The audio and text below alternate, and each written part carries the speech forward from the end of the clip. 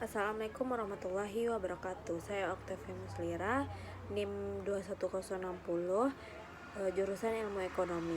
Di sini saya akan menerangkan materi tentang transformasi pertanian dan pembangunan daerah pedesaan. Mata kuliah Ekonomi Pembangunan 2. Yang pertama itu kita akan membahas tentang arti penting kemauan sektor pertanian dan pembangunan daerah pedesaan. Yang kedua ada pertumbuhan pertanian, yaitu kemajuan di masa lalu dan kemajuan yang terjadi sekarang. Yang ketiga ada struktur sistem agraria di NSB.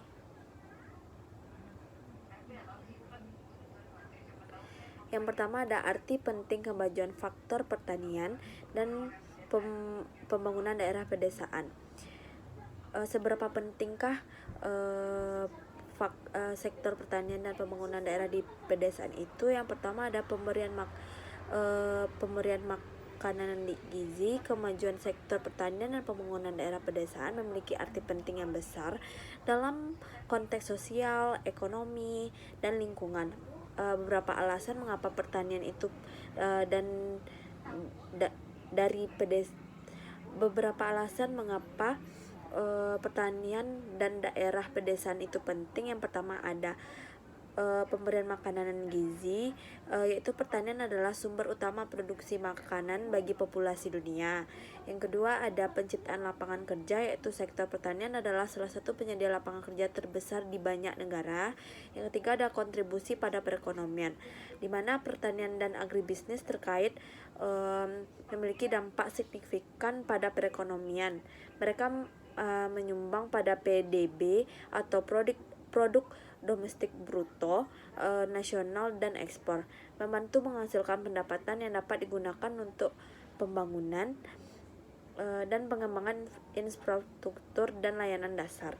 Yang keempat ada penyediaan bahan baku, di mana pertanian ini menyediakan bahan baku bagi berbagai industri seperti tekstil, farmasi, dan bioenergi. Yang kelima ada pemeliharaan lingkungan daerah pedesaan seringkali berperan penting dalam melestarikan lingkungan alam. Yang keenam ada pembangunan komunitas, di mana pertumbuhan pertanian dan pembangunan pedesaan dapat meningkatkan kualitas hidup penduduk pedesaan. Yang ketujuh ada ketahanan terhadap krisis pangan, di mana dengan pertumbuhan populasi dunia, penting sektor pertanian dalam menjaga ketahanan negara tidak bisa diabaikan. Kemajuan pertanian membantu mengatasi krisis pangan yang dapat timbul akibat perubahan iklim, bencana alam, dan faktor lainnya. Yang kedelapan ada penanggulangan kemiskinan, terutama di negara-negara berkembang. Pertanian seringkali merupakan jalan keluar dari kemiskinan.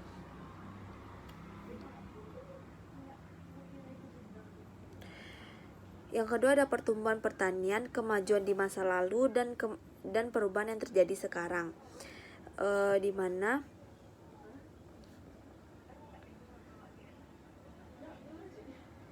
mana pertumbuhan sektor pertanian di masa lalu memiliki sejarah yang panjang dan beragam, yang sangat berbeda di berbagai negara wilayah.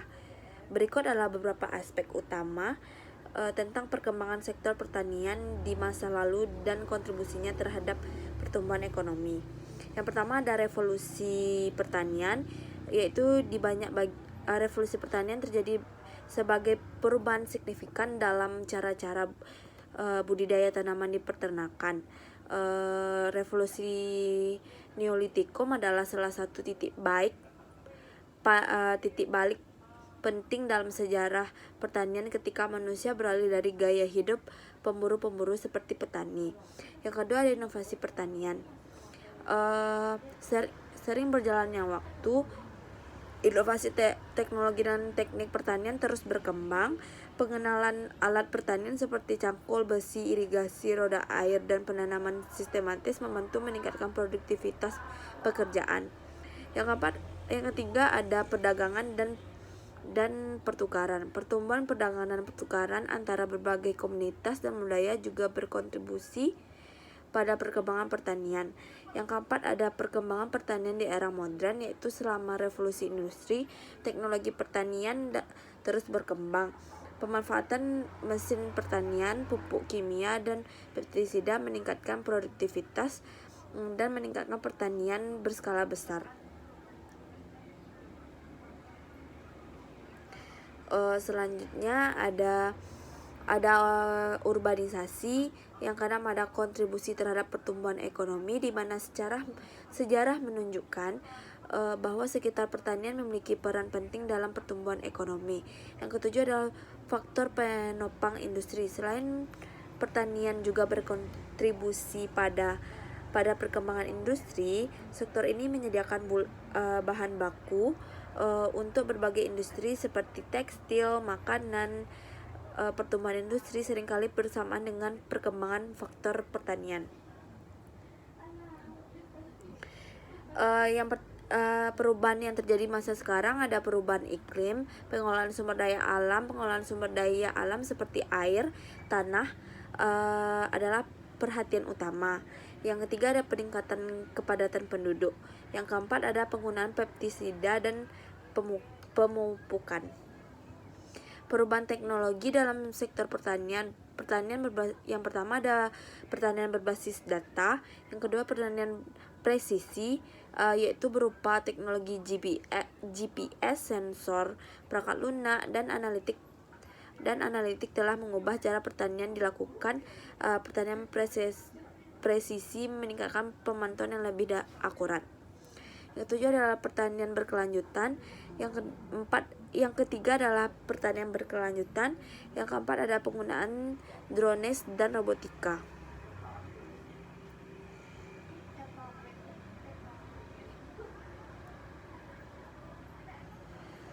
Perubahan sosial dalam sektor pertanian. Yang pertama ada demokrasi pertanian.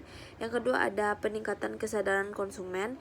Yang ketiga ada pembangunan pedesaan. Yang keempat ada keamanan pangan global. Perubahan yang terjadi di masa sekarang yaitu tantangan terkini dalam sektor pertanian pada masa sekarang, yaitu yang pertama adalah perubahan iklim, yang kedua adalah ketahanan pangan global, yang ketiga ada pemupukan dan penggunaan pestisida yang berkelanjutan, yang keempat ada perubahan demokrasi dan demokrasi petani. Transformasi teknologi dalam sektor pertanian, yaitu ada pertanian berbasis data, yang kedua Internet of Things, yang ketiga ada robotika pertanian, yang keempat ada pertanian vertikal dan pertanian indoor. Perubahan sosial dalam sektor pertanian ada kesadaran konsumen, pengembangan pedesaan, pola kerja fleksibel. Yang kelima ada urbanisasi.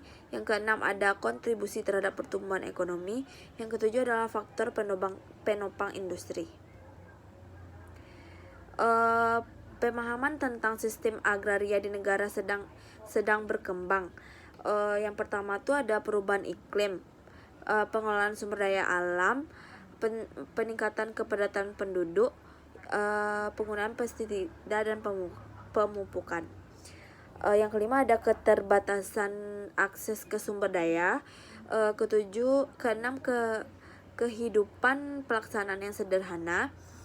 Yang ketujuh ketidakpastian cuaca dan musim panen. Yang kedelapan ada ketergantungan pada pasar dunia. Yang kesembilan upaya pembangunan pertanian.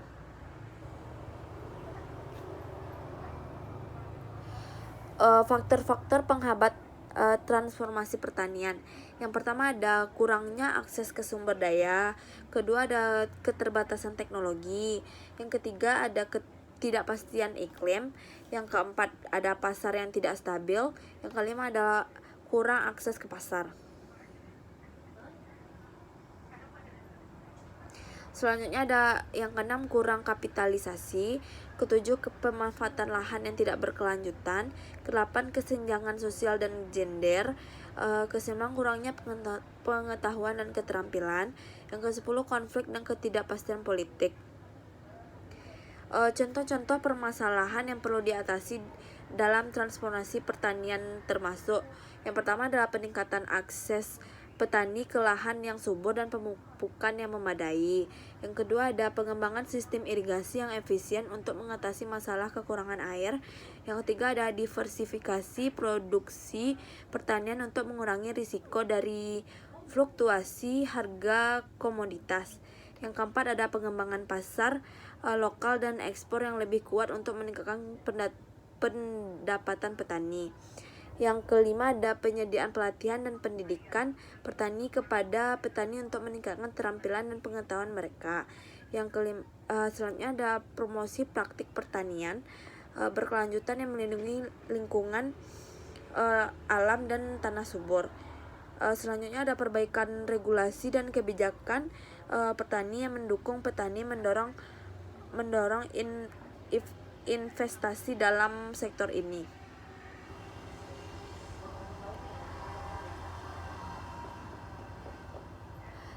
Apa aja peluang di masa depan untuk pertanian, yaitu yang pertama adalah pertanian berkelanjutan, di mana transformasi menuju berkelanjutan yang lebih ramah lingkungan.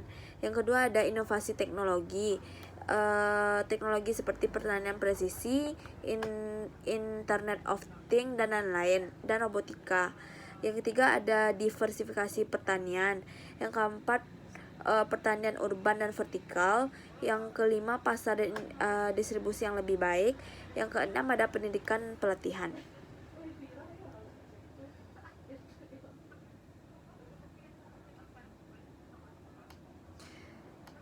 Langkah-langkah menuju pertanian berkelanjutan. Yang pertama yaitu promosi praktik pertanian berkelanjutan, di mana pemerintah dan organisasi pertanian itu mendukung dan edukasi petani tentang praktik pertanian yang berkelanjutan. Yang kedua ada investasi dalam R&D pertanian, di mana penelitian dan pengembangan dalam teknologi pertanian yang lebih efisien dan berkelanjutan harus ditingkatkan.